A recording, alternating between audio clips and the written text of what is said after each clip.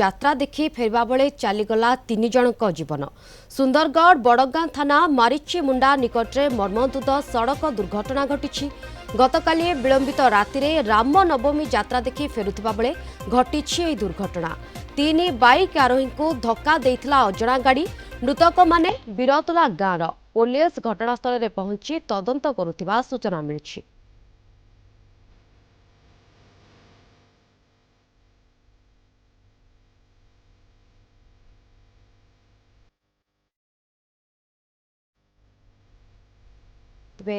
यात्रा देखला शेष यात्रा 3 जनकर मृत्यु घटी।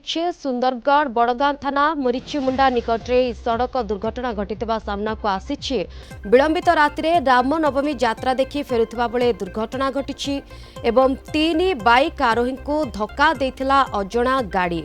वर्तमान समय मृतक माने बीरतला गाँव। पुलिस तदंत सेठारे जारी रहिथिबा सूचना मिली। यात्रा देखि फेरिबा बेले चली जाइछि 3 जनक जीवन।